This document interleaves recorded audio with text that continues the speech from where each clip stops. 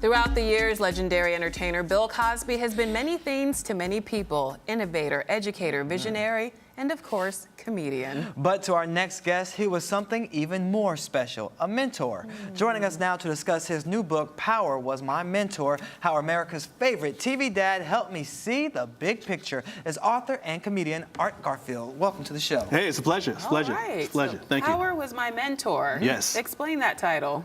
Well, you know, a lot went into that title. You go to the bookstore and you try to see what titles, are selling and all that. And you see the Power books that have the name Power into it, and it just worked organically because Cosby is a force to reckon with. Okay. And having the opportunity, the privilege to be mentored by him, the title just came right together.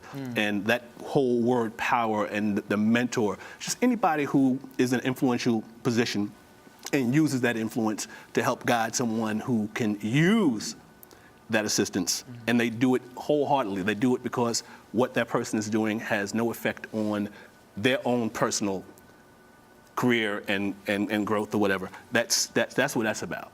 Okay. Somebody with power, just using what God has given them, opening that door, paying it forward. So why did you decide to share this power with the world, and what big picture did he help you see? Well, the big picture was, I started up as the warm-up comedian for the show. For what show? The Cosby Show? No, not for the Cosby Show. His second series on CBS called Cosby. Oh. And the big picture was, I was fired from the show, from doing the warm-ups, because they saw him taking a liking to me. It's in the book. Some politics in there. Big politics. But the big picture was, he had given me an open invitation to come and watch the process of the show before this happened. And he said, if I were you, I would take advantage of coming to see a show being done by people who are successful at it. He said, Spielberg's not gonna let some young black kid come and watch what he does. But you're more than welcome to come and watch what we do. And if I were you, I would take advantage of this. I started coming every day instead of just that one day during the taping session. And that's when other folks were like, why are you here? And the big picture was, after I was let go, I kept coming back because I was like, all right, they fired me, now he has to fire me. And the big picture. Wait, so you got fired from the show, but you kept coming back to work, and Bill Cosby said that that was okay?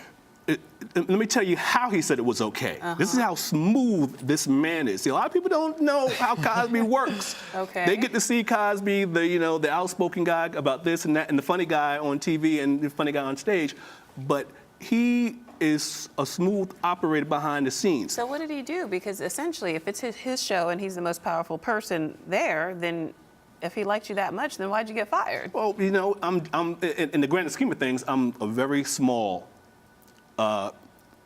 person on the totem pole, very small. He even had a conversation with me one day, and it wasn't even about this. It was about, listen, these people run my show. I have to get along with them, and that's just the way it works. But we weren't talking about this. We were just talking in general, and I got it. He speaks in code. You just have to get what he's saying. So I'm rambling. So how the big picture was, when I showed back up, it was to the chagrin of the people who let me go. And he came into the writer's room. I showed up like I do on Mondays with the whole cast, and they were doing the script read through. I was being, inconspicuous.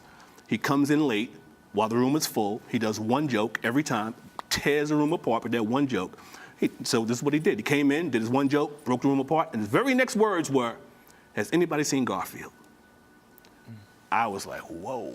One of the producers who didn't know that I was let go, see, he's right over there. So, right here, sir. He goes, oh, good.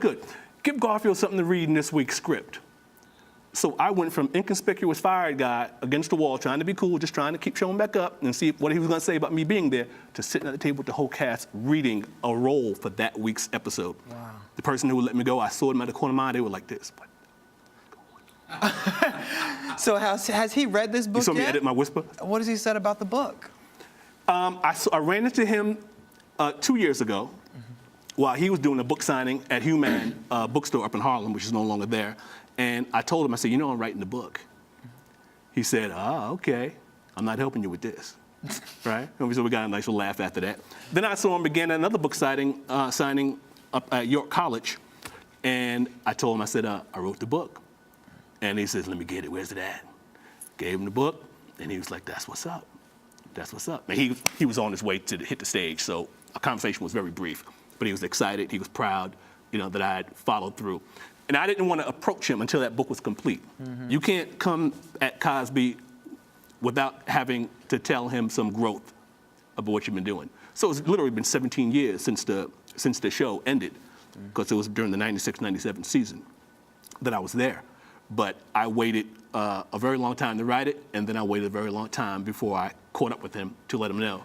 And now he can read it, and we all can read it as well. Available now, right? It's available on Amazon.com. It's a very, very great story. I pulled no punches. I changed the names to protect myself, and but the story is it's all about what went down and how he assisted me. Well, thank you so much for joining us, and thank you for writing this book. Thank you. And we'll be right back with more Rise Entertainment 360.